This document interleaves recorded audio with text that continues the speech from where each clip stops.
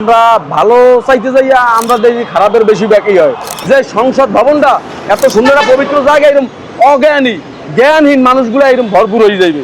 যে লোক এই যে পার্লামেন্টে যারা বক্তব্য দেয়, এরা যদি বক্তব্য না জানে, আমাকে নাম রিস্ক এলাকার জন্য আসে, আমরা বক্তব্য শিখেই দেবো। একটা পার্লামেন্ট এত একটা পবিত্র জায়গা, এই জায়গায় কি রকমের কথা বলতে হইবে, কি মাইন্ডটি কথা বলতে হইবে, সাধারণ মানুষের কিরকম মন জয় করতে হইবে, সেই ধরনের বক্তব্য আপনারা সংসদে বইয়ে দেবেন। আপনার বিয়ে, আমার ছেলে আমি বিয়ে করামু, আমি আমার আত্মীয় স্বজন, আমি 200-250 লোক, আমি আমার টাকা দিয়ে আমি খাওয়ামু, সেই টাকায় তো আপনারা ট্যাক্স পাইতেছেন। আমরা যে পণ্যগুলো কিনি বাজার থেকে, প্রত্যেকটা তো ট্যাক্স বাউন নিয়ে, ট্যাক্স ছাড়া তো না। আমাদের কপাল, আমাকে এটা হচ্ছে যে বাঙালিকে কপাল। আমরা ভালো চাইতে যাইয়া আমরা দেখি খারাপের বেশি ব্যাকই হয়। আমরা যারা সামাজিক, যারা আপনার এই যারা ছেলে সন্তান আছে, যাদের ভাই আছে, যাদের বোন আছে, যারা বিয়ের একটা পিড়িতে আপনার এমন একটা মুহূর্ত আপনার যাইয়া লোক আপনার যাইয়া দাওয়াত দিতে, আত্মীয় স্বজন আছে বিভিন্ন দিক দিয়ে, আপনার 200-300 লোক আপনার যাইয়া দাওয়াত দেওয়াই লাগে। আপনার এমন একটা লোক আছে, আমি যদি আমার চাচারে দাওয়াত দিই, চাচিরে দাওয়াত না দিলে চলে না, যে চাচির আগুই দেবে যে ওনার ভাইস্তের বিয়ে আমি দাওয়াত পাইলাম না। এরকমের করতে করতে আপনার 200-250 আপনার লোক, 150 লোক হয়ে যায় অলরেডি একটা বিয়ের অনুষ্ঠানে। কিন্তু এই যে আপনার এমপি সাহেব বললো যে 100 লোকের অধিক যদি কোনো বিয়ের অনুষ্ঠানে হয়, সেই নিয়ে সরকারি ট্যাক্স হবে জনপ্রতি আপনার 1000 টাকা করে সরকারের ফি দিতে হইবে। এটা কোনো কথা হইল কোনদি?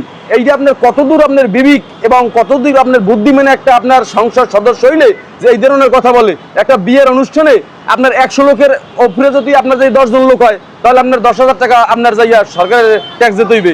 আবার যদি আপনার 150 লোক হয়, তাহলে 50,000 টাকা আপনার ওই ফ্যামিলির সরকারের ট্যাক্স দিয়ে 50 জন খাওয়া লাগবে। তাও কোনো কথা, এইটা কোনো আলোচনা আপনার সংসদে? এই যে আপনার সংসদ সদস্য আপনার যে আলোচনাটা আপনার যাইয়া সংসদে বইয়া বললো যে 100 লোকের অধিক যদি কোনো লোক হয় বিয়ের অনুষ্ঠানে, তাহলে সরকারি ট্যাক্স দিতে হইবে। উনি কপালটা ভালো, আরও কিছু ভিতরে যায় নাই যে আসলে কিনা স্ত্রীর লাগে সহবাস করতে গেলে সেটাও একটা ট্যাক্স আপনার সরকার পাওয়ায়, যে আপনার কতবার গেছেন আপনার স্ত্রীর কাছে। আমি এই সব ধরনের আপনার এই যে লোক এই যে পার্লামেন্টে যারা বক্তব্য দেয়, এরা যদি বক্তব্য না জানে, আমাকে নাম রিস্ক এলাকার জন্য আসে, আমরা বক্তব্য শিখেই দেবো। একটা পার্লামেন্ট এত একটা পবিত্র জায়গা, এই জায়গায় কি রকমের কথা বলতে হইবে, কি মাইন্ডটি কথা বলতে হইবে, সাধারণ মানুষের কিরকম মন জয় করতে হইবে, সেই ধরনের বক্তব্য আপনারা সংসদে বইয়ে দেবেন। এই আপনার প্রায় 3-4 মাসের ভিতরে যে আপনার ওলট পালট বানিয়ে গেলেন এই সংসদে, এই এক রকমের কথা বলেন, এক রকমের কথা বলেন, সাধারণ মানুষ আপনাদের কি আশা করে? এইটা কি কোনো কথা? আপনার বিয়ে, আমার ছেলে আমি বিয়ে করামু, আমি আমার আত্মীয় স্বজন, আমি 200-250 লোক, আমি আমার টাকা দিয়ে আমি খাওয়ামু, সেই টাকায় তো আপনারা ট্যাক্স পাইতেছেন। আমরা যে পণ্যগুলো কিনি বাজার থেকে, প্রত্যেকটা তো ট্যাক্স বাউন নিয়ে, ট্যাক্স ছাড়া তো না। আমার ছেলেটার যখন আমি বিয়ে করাই, যখন কাজী সাহেব আইসে আপনার যে আপনার একটা করে কাবিন করায়, সে জায়গায় তো আপনার সৎ কথা 1000 লাইকে একটা আপনার ট্যাক্স নেন। এখন আপনার যে খাইতে যাইবে একটা মেহমান, যার মেহমানদারি করাইবে, তারে খাওয়াইতে হলে 1000 টাকা ট্যাক্স লাগবে আপনার এই সংসদে।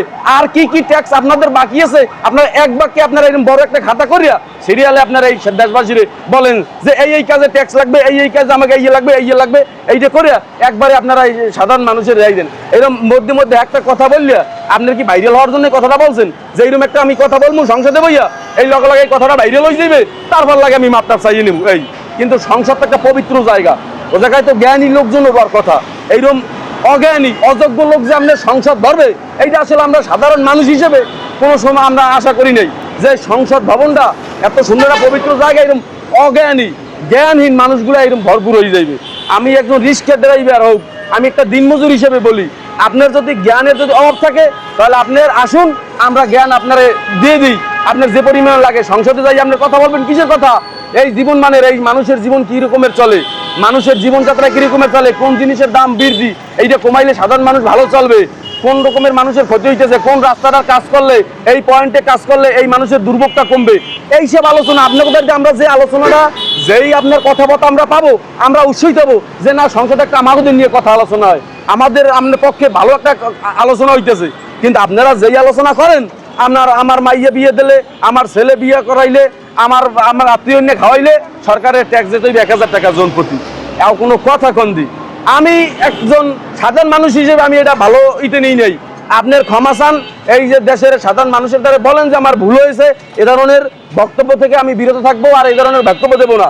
আর যদি যেই পার্লামেন্টে যে আপনার সদস্য হয়েছেন, এই সদস্যে আপনার যেই ততটুকু টাইম পাইবেন, আপনার এলাকার স্বার্থে, এই দেশের স্বার্থে, এই দেশের সাধারণ মানুষের স্বার্থে কথা বলবেন, যেখানে প্রত্যেকটা কথায় এই দেশের মানুষের উপকার হবে, সাধারণ মানুষের উপকার হবে। এই সাধারণ মানুষের বিপক্ষে যে কথা যাইবে, এই কথা সংসদে বলবেন না। যেই কথায় হাস্যকর হবে, যেই কথায় আপনার মানুষ আপনাকে হালকা মনে করবে, আপনার জ্ঞানহীন, আপনার নির্বোধ একটা মানুষ হিসেবে আপনার মনে করবে। এই ধরনের আপনারা বক্তব্য আপনার সংসদে আর দেবেন না। সংসদকে আর আপনার এরকমের মানে সারা বিশ্বের কাছে আপনার হালকো মনে মানে হালকোভাবে আপনার পরিচিত করাইবেন না।